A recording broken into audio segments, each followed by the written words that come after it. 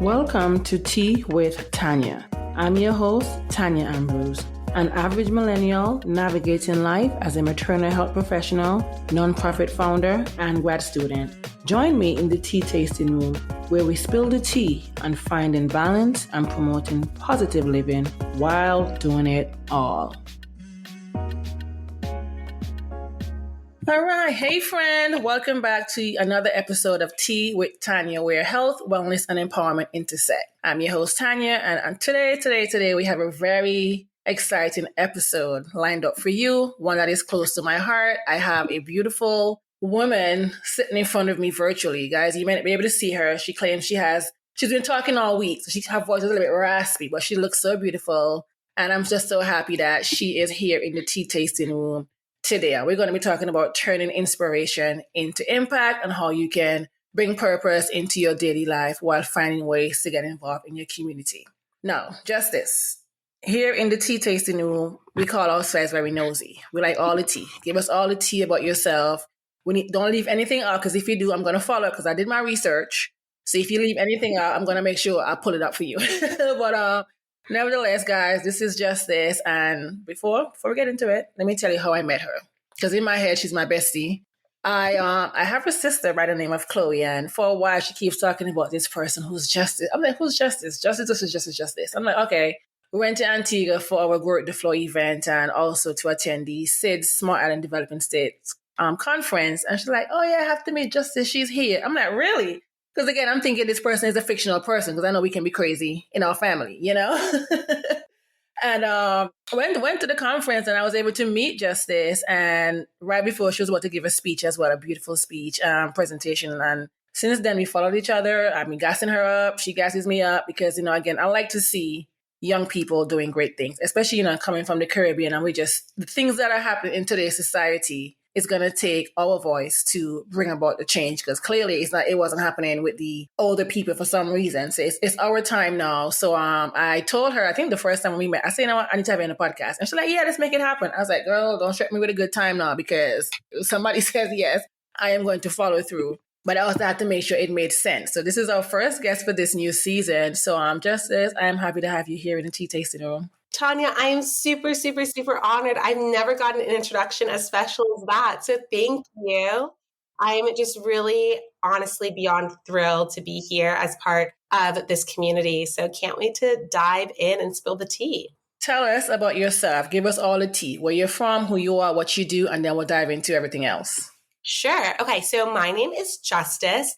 Born and raised here in Canada to Caribbean parents. My dad is from Jamaica. Mom is from St. Vincent and the Grenadines, and I had the great fortune of going back to those respective islands many, many times growing up, and now make a commitment to spend at least 25% of every year in the Caribbean. And, as I was growing up, I was very much so exposed to many of the issues of the world, because my parents felt like that was the best way to inspire their two daughters to be caring and empathetic young citizens. So, for example, like growing up, we would never get Christmas presents at the holidays. Instead, it'd be a time for us to go grocery shopping and prepare meal kits and deliver them to families experiencing homelessness. My dad is a lawyer and would take us to protests at a really young age, marching alongside women who have lost their sons to gun violence and advocating for community safety in my city of Toronto. And for whatever reason, around the age of 5 years old, I started saying that I want to be Prime Minister of Canada one day. And my parents really, I guess that struck a chord with them. So I got to go to the parliament and go watch the budget be presented by the government. And I dressed up in a pink pantsuit at the age of 8 with my, little pearl necklace. And I said, this is what I want to do, because I fundamentally believed that politics is a way to change people's lives in the areas that affect them most. So what that looked like was me, literally 8 years old, knocking on doors during different political campaigns and election seasons. If you could imagine a little girl showing up to your doorstep, asking you to vote for the candidate of her choice, and then would spend my summers volunteering nonstop. And I would always make sure to bring my friends with me, believing that, again, especially when it comes to politics, you are never too young to make your voice heard.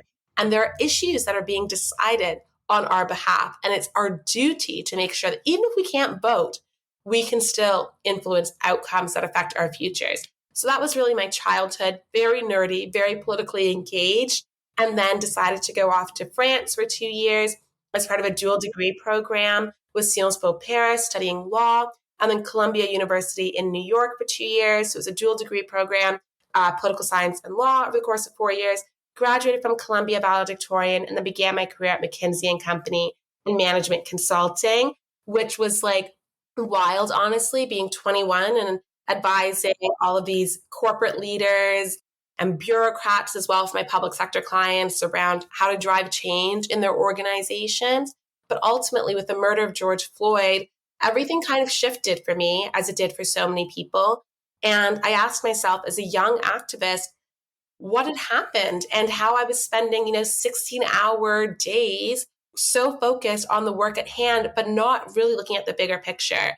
And with that in mind, I decided to quit my corporate job in the middle of the pandemic and join forces with my sister Nia to start Revolutionaire, into this movement to empower young people to take action in their communities around the world. So that's what I've been very proud to be doing since 2021. And I'm sure we can talk more about it later. But really, I think where I am right now is very predictable for anyone who knew 5-year-old Justice. It's very rare that I get a guest that has me speechless, because hearing that since you were 5 years old, and to see that you're living in your purpose, to me, it takes me back to when I was probably on 7 as well. My grandmother, she would make the clothes for a particular parliamentarian in our constituency, and she would have the little campaigns, and I would go with her because, I was a little nosy little girl at the time. Because in my mind, at that age, I wanted to be a lawyer. I wanted to fix people's problems. I wanted to just, advocate as well. But at the time, I didn't know that I was advocating or I wanted to be an advocate. Because, you're young, you don't know what that words mean. So hearing that story about going with your parents and telling people to vote, it's very inspiring. Because I think sometimes in our society, I've heard individuals say, oh, I'm not going to vote for this person because this person is this. Or growing up in Antigua, they have 2 parties. Or I think we have 3 now. It was always the Antigua Labour Party and the United Progressive Party. So one was red and one was blue. And as we grew up, some families, they were just strictly red. No matter what, even if they were doing some kind of crime, they could be murdering someone, they will still be red. That's how it is with the politics in the Caribbean. And if they're blue, you're totally blue. It was never about what is better for the citizens, And when I decided, I'm like, let me move. When I moved to the US, I'm going to become a nurse so I can help sick people. That was I shifted from being a lawyer to a nurse. And I went to nursing school, Justice, and I failed after year 1 by 0.5 points, because I always put that 0.5 points in my story, because I'm like, these people could have rounded up and give me that passing grade. So I was devastated. Imagine that, by 0.5 points. But I remember the school that I was attending, they said to me, you know what, you have to wait 2 years to get back into the program. And I'm like, I'm getting old. I was 24 at the time. I said, I have goals and dreams that I want to accomplish. 2 years is just too much. And, I found another alternative, got into another nursing program. Then they told me, you know what, we can't accept you again because, if you fail at one school, that means you can't succeed here. I kid you not. So, got my heart crushed. And I remember just talking to my aunt, and she was telling me, oh, you should look into public health. And I was like, what is public health? This was in 2017, maybe. Did my research, because I was a public health girl, you do research, and fell in love with the field. And I decided to, pursue it. Went to Georgia State University, got my bachelor's degree in public health, got to the top of my class, and then decided that I was going to get my master's in public health, which I'm currently doing. I don't know how I'm doing it, because with all the things that I do, I don't know how I'm still making these A's in these classes.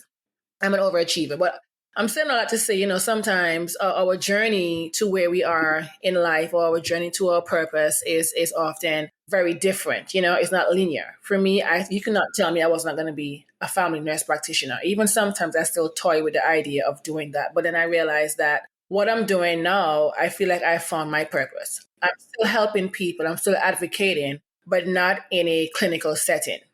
Oftentimes people hear about public health. The entire world, how we live is public health. The streets that we walk on, having the stop sign, how we advocate, all of that is public health. So I think for me, when people ask me, what is your purpose? It's to advocate, to bring about change, to be a change maker, to create an impact in my community. So I'm saying a lot to say, I want to talk about, how you and your sister Nia built Revolutionaire. Let's talk about that. How did you decide? Obviously, you told us your backstory, but how individuals listening to you can find purpose in their daily routines. Because for me, my purpose came about from failing. I call it failing forward.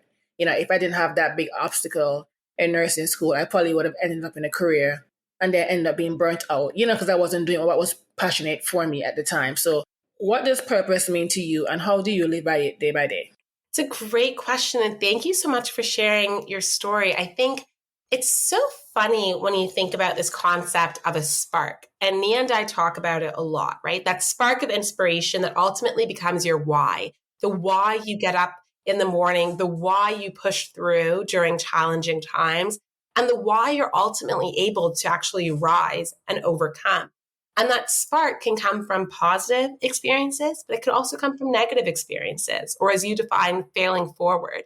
And Revolutionaire's story actually began even prior to starting this movement for social change and empowering young people to take action. And ultimately, it began when my little sister Nia had the spark of meeting Misty Copeland when she was younger. And ultimately, Nia grew up in the ballet world as a Black ballerina, never having access to apparel and accessories in her color. And what was really interesting is when Nia had the great fortune of meeting Misty for the first time on Nia's birthday. And for those who don't know, Misty was the first ever Black principal ballerina for the American Ballet Theater, which is a huge, huge, huge, huge deal. If you don't know Misty Copeland, you must go look at her story and follow her on social media because it's just constant inspiration. But ultimately, Nia met Misty and went up to her and gave her her pointe shoes to sign.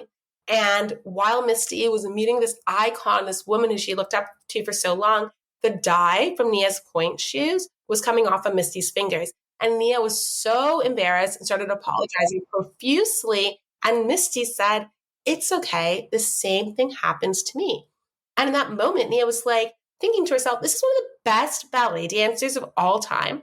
And if even Misty Copeland doesn't have access to what she needs, what does that mean for all of the little Black boys and girls ultimately in ballet? And what are they supposed to do? So fast forward a couple of years, Nia was dancing in New York full time and had a nearly career-ending injury that put her on bed rest for several months. And she could not dance, but she wanted to stay connected to the art form. And that really inspired her to reflect on that moment with Misty and realize that the dance world needed a revolution. And as a young girl on bed rest, she decides to start sketching and dream up this world where, people of all complexions could walk into the dance world and finally feel seen and reflected in the dance store by way of what was available. So when she got onto campus at Howard University as a 17-year-old, she launched the nation's first ever dancewear line for dancers of color. And that was really the spark in terms of creating this revolution in the dance world. Then when we look at what happened in 2020, when the world was on fire, both as it relates to a pandemic, but then also the really reawakening of the Black Lives Matter movement and the resurgence of this international call for social justice and racial equity, we saw all these young people wanting to start their own revolutions, but not necessarily knowing where to start or being so inundated with so much information that it was really overwhelming. So I reflected on Nia's journey with starting a revolution in the dance world, and we asked ourselves what it would look like if all young people could start their own revolutions, be it for racial equity or climate justice, housing and food security, and what was the missing gap? And how could we actually step in based on our experiences and the experiences of the team that we built to create a world where any young person who has a dream of making their communities or the world a better place has access to the network tools and information they need to actually make a difference. So Revolutionaire began with Nia's story and that spark of inspiration of meeting Misty Copeland, revolutionizing the dance world, and then this vision of a world where all young people could start their own revolutions for positive change. I love that. That's so inspiring, getting to meet your idol, and then that career near ending injury. Oh, I felt I just shivered. I don't know why. But, it's important when you think about turning inspiration into action. And I think that's what Nia did, and that's what you did, And oftentimes a lot of people feel inspired, but they struggle to actually do something about it. And I can share my own story. When I first migrated from Antigua to the US, I told myself, you know what, I want to go back to Antigua. I want to give back to Antigua in some way, shape, or form. But in my mind, I had to be a millionaire. But it wasn't until I did a study abroad stint in Uganda, Africa, back in 2019, right before the pandemic. And Myself and my classmates and my professor, we were like, collecting clothing, shoes, and menstrual items to these individuals in Uganda. And we got there, one of the best experiences I've ever had. Like, I call it my second home now. And I just remember us going to the slums and giving these people these items. And like, I had to tell a friend of mine when we were on that trip that she's like, oh, but they live in the slums. How can they be so happy? And I say, at the end of the day, it might be the slums to us looking out. And it is technically, but again, where they are, they're content with what they have. And I say sometimes to me, coming from a small island, you get to see that other side in another part of the world that you see back home to some extent. But it's when I went there and I said, okay, when we leave and we go to our place of privilege, what happens after to them? Because, we can just come in here as a savior for 3 weeks, 4 weeks, whatever, however long.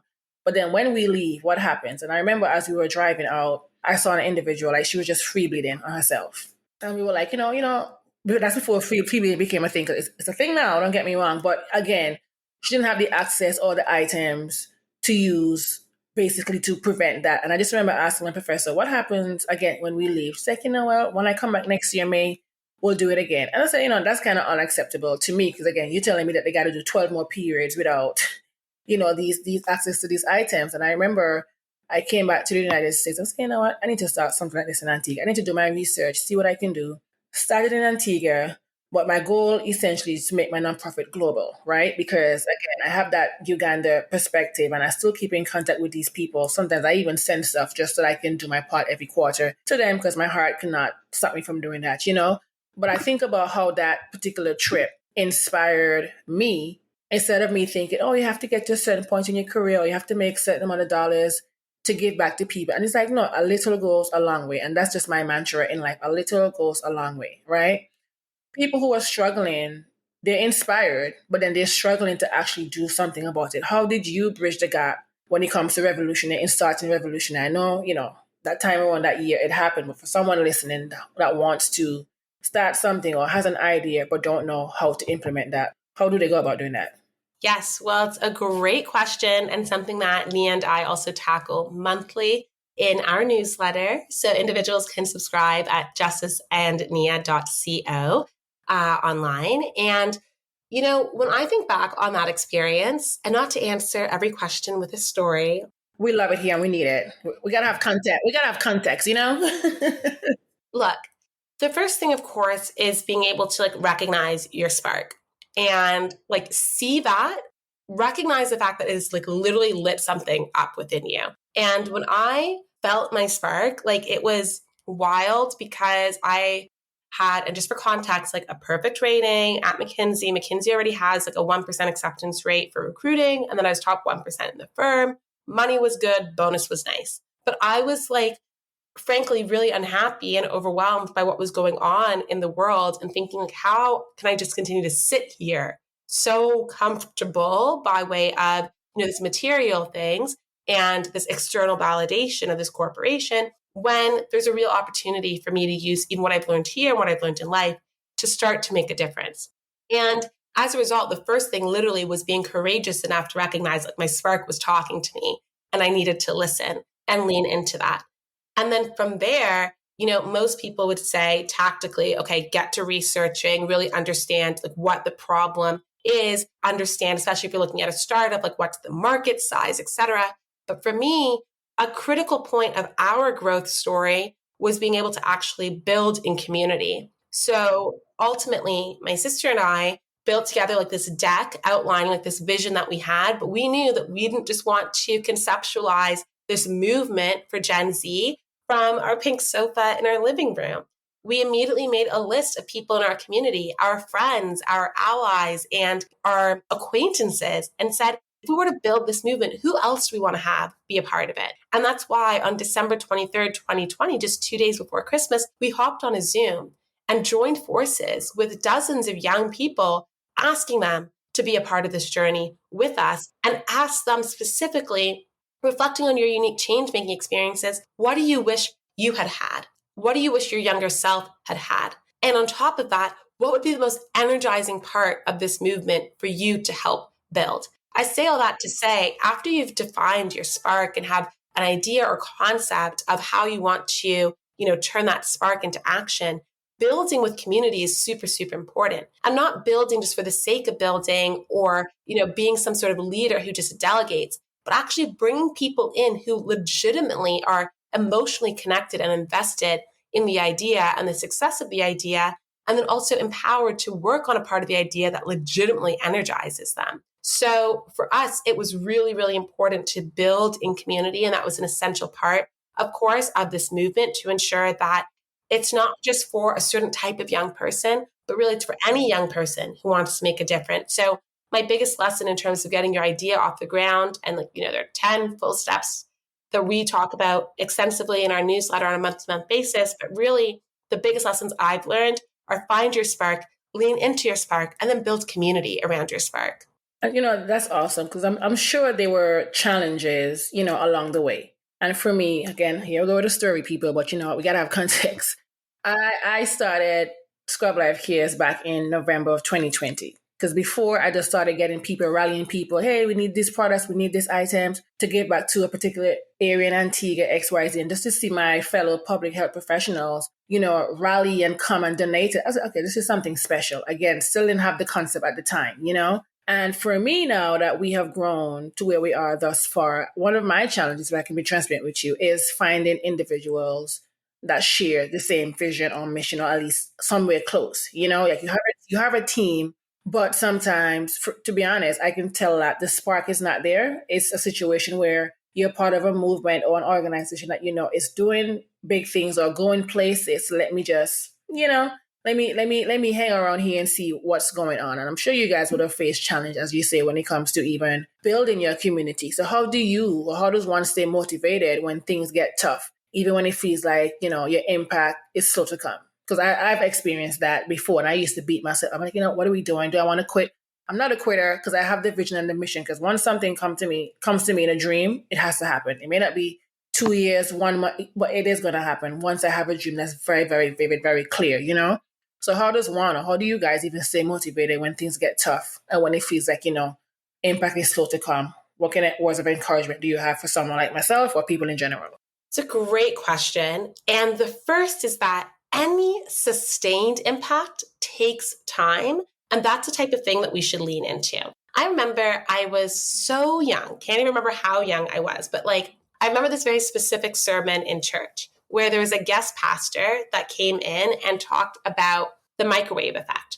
And if you, put some leftovers in a microwave for 45 seconds, 60 seconds, it's going to be a minute of your time. It's going to come out super, super hot. You walk away because you remember you have an email to respond to. You come back 5-10 minutes later, it's ice cold. That's ultimately not the type of impact that you want to make. You're not looking for a microwave effect. You're looking for sustained impact and, dare I say, even a legacy of a certain extent. Not an arrogant legacy about you, but a legacy truly in terms of the individuals, people's organizations, communities that you're able to make a difference for and drastically support in a meaningful way that moves them forward. So this has been a very difficult lesson for me to teach myself and for me to learn through experiences. But as much as instant validation and gratification feels so great, we also must recognize that anything truly transformative and of the scale that we're looking for takes time and cannot be rushed. That being said, it's also important to note that when you are doing something for the first time, it is going to be hard. When you're blazing a trail, literally clearing the way, it is going to be hard. And that is a badge of honor, honestly, worth carrying and worth being very proud of, because at the end of the day, you know that for those who come after you, it's going to be easier. So you're willing to take on that load.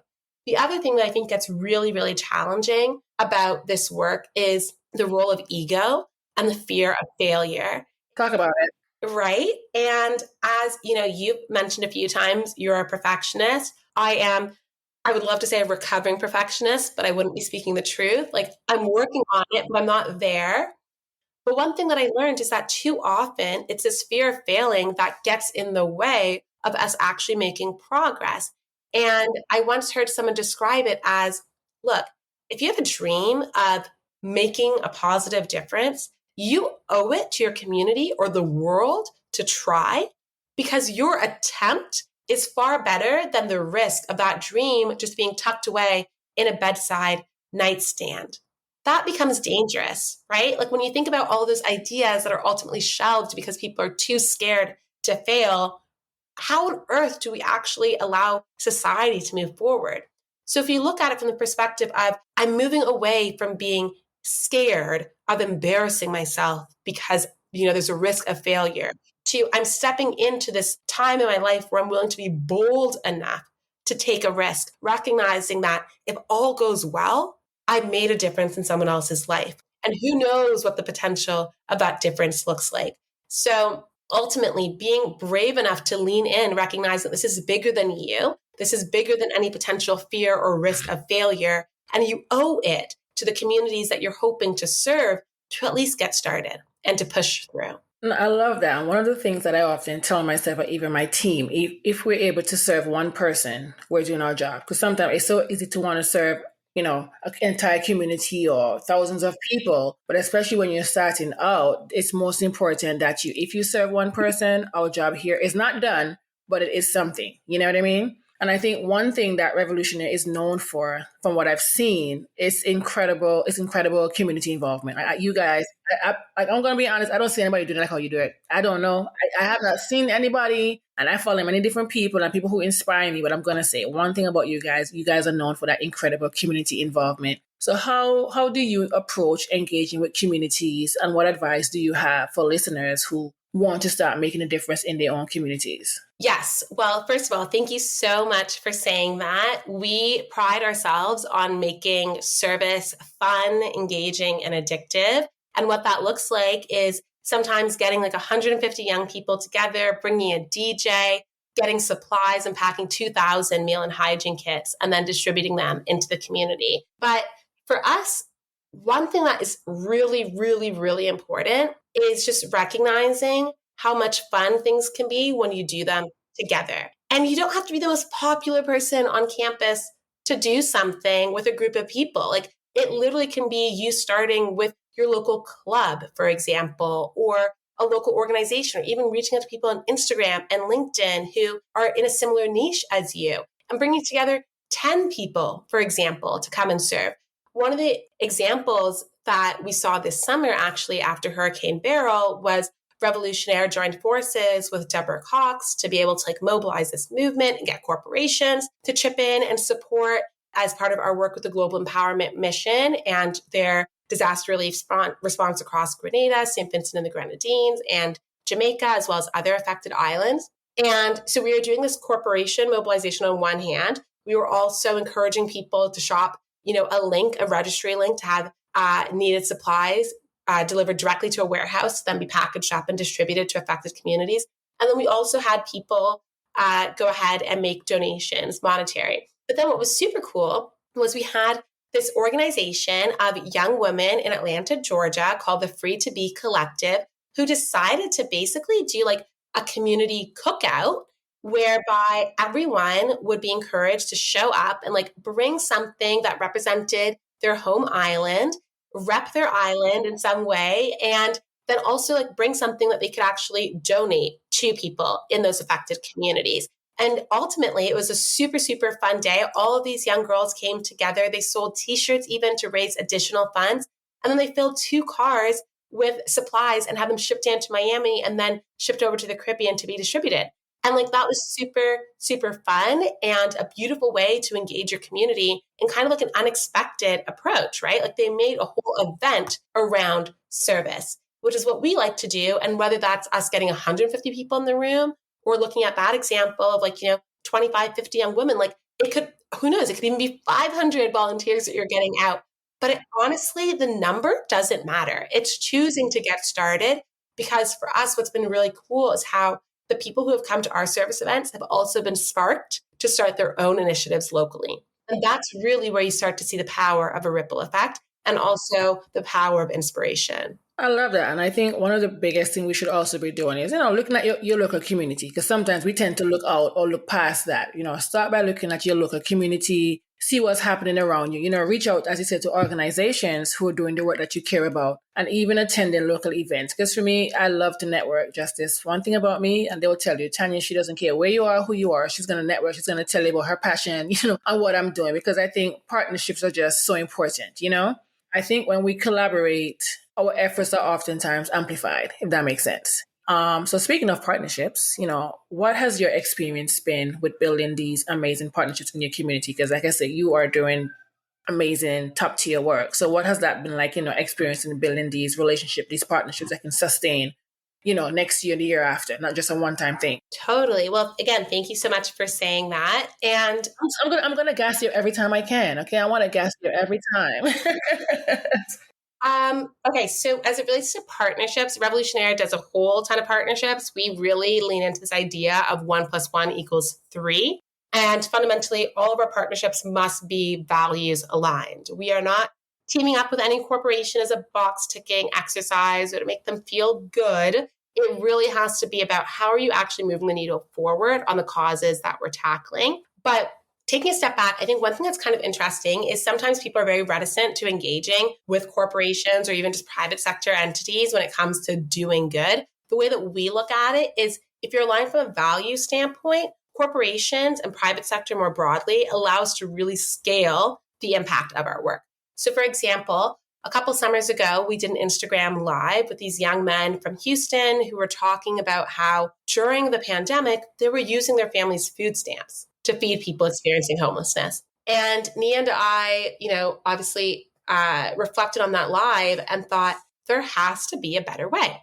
So what we decided to do was knock on the doors of corporations essentially and ask, would you sponsor this service initiative and allow us to scale the impact of this incredible youth-led organization to be able to reach more people in the way that they needed to? And what was really fascinating is that more often than not, the answer was yes, absolutely. And as long as you're very clear about the ask, and then, I find in 2024, corporations are a little bit less giving now. So sometimes you need to make a business case for their involvement. And for me, that often looks like, right now, Gen Z has a spending power of at least $450 billion.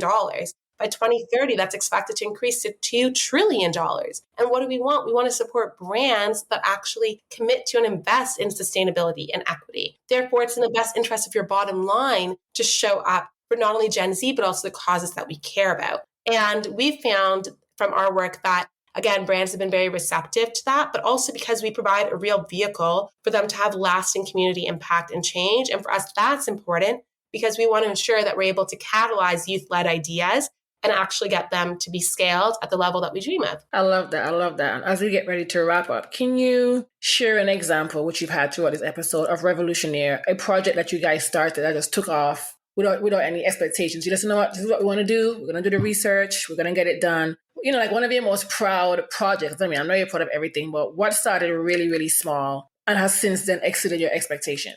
Oof. There are few. It doesn't have to be one, but let's name, talk about it so people can know exactly what you guys are doing, because I want to make sure that people know the impact that you're making.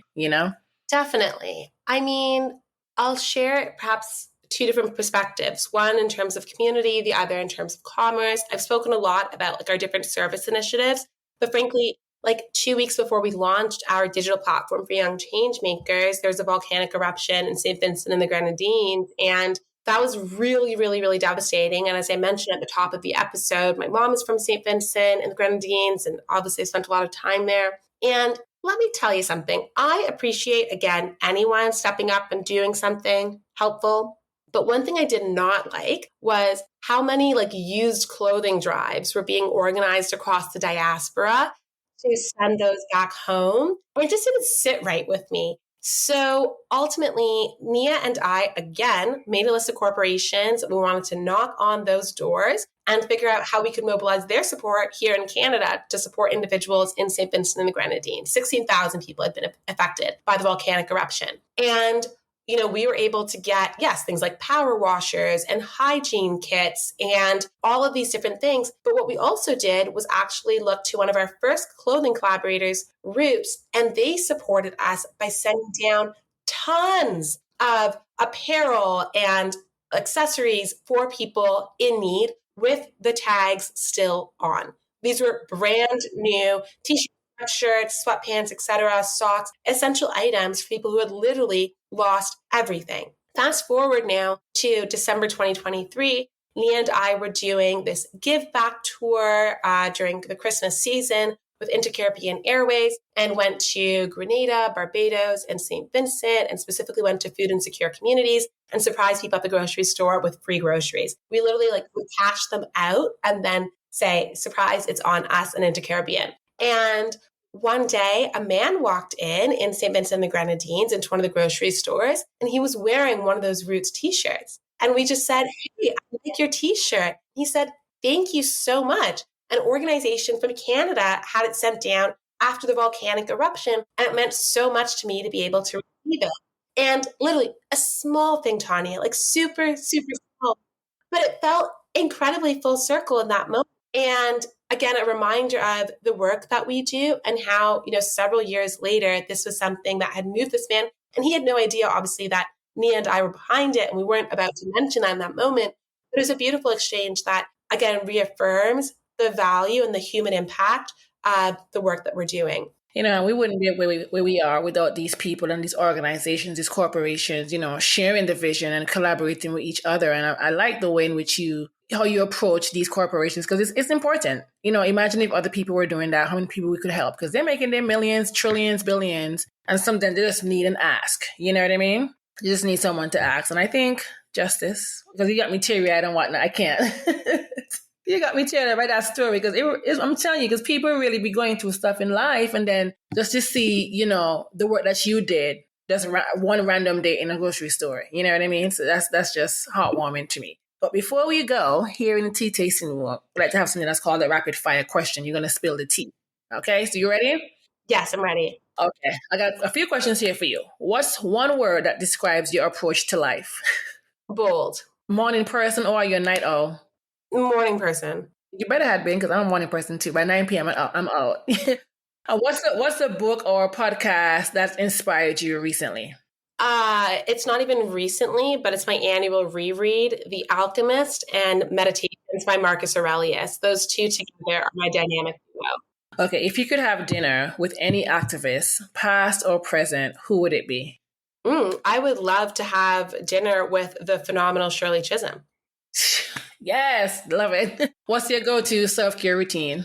Go-to self-care routine is an early night in bed. I love that for you. Teach me your ways. What's the best advice you've ever received? Best advice I've ever received is going to sound super, super cliche, but my mom was always reminding us in our childhood to really lean into your dreams. And by extension of that, bet on yourself. Everything else will follow. I love that. I just told somebody today I was talking to, you have to bet on yourself always, no matter what, so it's funny that you said that. What is one cause you're passionate about that we should all know more about? It's a way of life, youth empowerment. I say this every single day. Young people are experts in our experiences, and we bring the ideas that are necessary to get the world back on track. Obviously, I talk day in, day out about the Sustainable Development Goals, that blueprint to save the planet and its people. The only way in which we can truly expect to come close to realizing the Sustainable Development Goals is by embedding young people and ultimately the torchbearers for the future into the solution. Coffee, tea, or something else? I've never had coffee in my life, so it's got to be tea, and decaffeinated tea. By the way, you're from the Caribbean, so you better have chosen tea, because that's just tea is just life. And one last question. You recently announced that you were working with the United Nations Women. What was that experience like, or what are you looking forward to the most with that? Thank you. Yes, I was recently invited to join the new UN Women Leaders Network, chaired by the Executive Director of UN Women, Sima Bahous.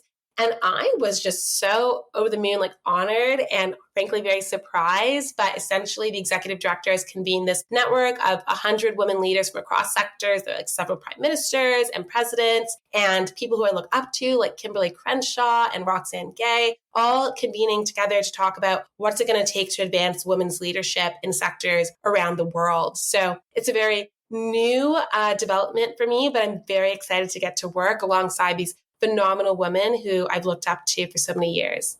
I love that for you. And I think we've given the tea tasters, as I call my listeners, a lot to think about, from finding inspiration to taking action and also creating, purpose in their daily life. So I want to thank you so much for even agreeing to be a guest on this podcast and for sharing your wisdom and your journey. But before we go, tell everyone where they can find you, how they can get in contact with your organization, sign up for the newsletter, everything. Just tell us everything. Okay, sounds good. So you can... How they can get involved as well, because, I think we'll have some people who want to get involved with what you're doing. Yes, of course. Well, thank you, Tanya, so much again for having me. This has been such a delight and really, really honored to be a part of your community. So thank you. In regards to getting in touch, so you can learn more about Revolutionaire at revolutionaire.co on Instagram, TikTok, as well as www.revolutionaire.co online. And to learn more about Nia and me and to subscribe to our newsletter, you can head to justiceandnia.co. That's www.justiceandnia.co. And follow us at The Justice Faith and at Nia Faith on Instagram. Well, thank you so much. Thank you guys for tuning in to another episode. As always, remember to keep sipping and keep thriving and bet on yourself always. Love it. Thank you for joining me for another episode of Tea with Tanya. If you like this episode, be sure to share it with a friend. Don't forget to follow on Instagram at Tea with Tanya Podcast. Be sure to subscribe to the weekly Tea Talk newsletter. And of course, rate on Apple or Spotify and subscribe wherever you listen. See you next time. I love you for listening.